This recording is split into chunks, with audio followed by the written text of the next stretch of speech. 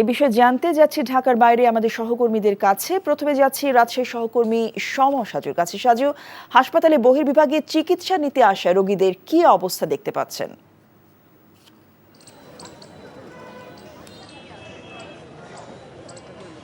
হ্যাঁ জসিন্তা, আমি এই মুহূর্তে আছি উত্তরাঞ্চলের সবচেয়ে বড় যে মেডিকেল কলেজ, সরকারি মেডিকেল কলেজ হাসপাতাল, রাজশাহী মেডিকেল কলেজ হাসপাতালের বহির্বিভাগের সামনে।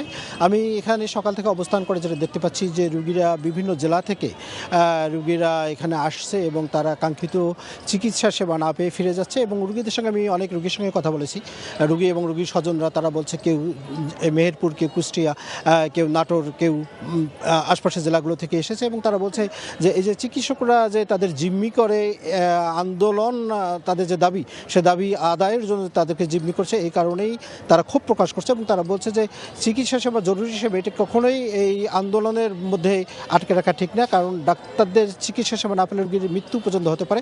এ কারণেই তারা ক্ষোভ প্রকাশ করছে এবং তারা বলছে যে এটা শক্ত হাতে প্রতিরোধ করা উচিত, সরকারের জরুরি ভিত্তিতে ব্যবস্থা নেওয়া উচিত। এবং তারা বলছে যে যেটা আগাম তারা জানতেন না, গতকালও অনেকে এসে ফিরে গেছেন, তারা ভাবছিলেন যে আজকে হয়তো রোগীরা বহির্বিভাগের ডাক্তার বসবে, আজকেও এখানে এসে দেখছেন যে এখানে বহির্বিভাগের কেউ ডাক্তার বসেনি।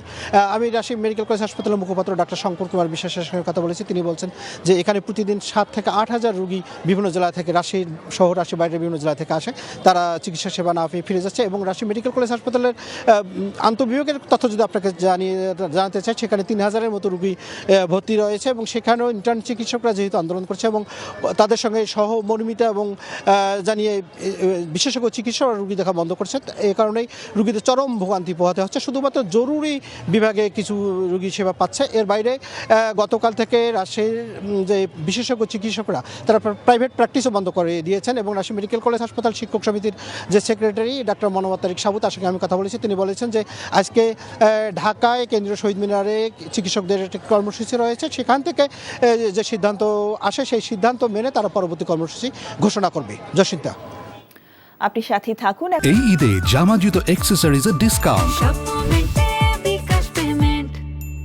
এখন যাচ্ছি চট্টগ্রামের সহকর্মী আরিজ আহমেদের কাছে। আরিজ, হাসপাতালের সার্বিক পরিস্থিতি কেমন দেখছেন, আমাদেরকে জানাবেন।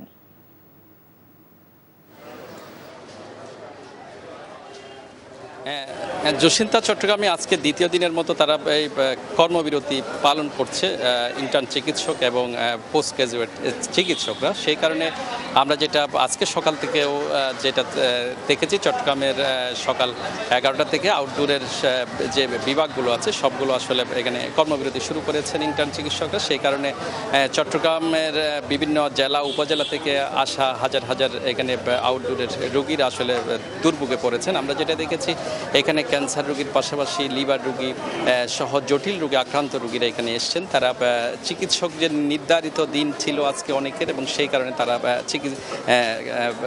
বিভিন্ন দুর্ভোগ পোহানোর পরে চট্টগ্রাম মেডিকেল কলেজ হাসপাতালে আসার পরে তার চিকিৎসা না পেয়ে আবার ফিরে যাওয়া, এটা অনেক ভোগান্তি সইতে হচ্ছে।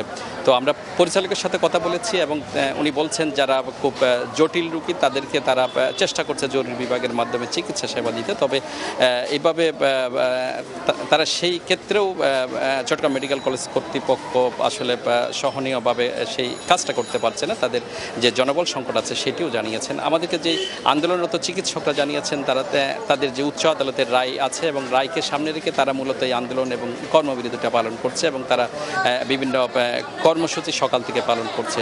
তবে চিকিৎসা সংশ্লিষ্ট যেটা বলছেন যে রায়কে কেন্দ্র করে এইভাবে একটা মানুষকে জিম্মি করে তাদের যে আন্দোলন, এটি আসলে অনেকেই সাধারণ মানুষ এই ক্ষেত্রে ক্ষুব্ধ প্রতিক্রিয়া জানিয়েছেন। জসিন্তা, এই ছিল এখানকার সর্বশেষ। দর্শক, জানছিলাম ইন্টার্ন চিকিৎসকদের কর্মবিরতির খবর। এই ঈদে জামা জুতো অ্যাক্সেসরিজের ডিসকাউন্ট।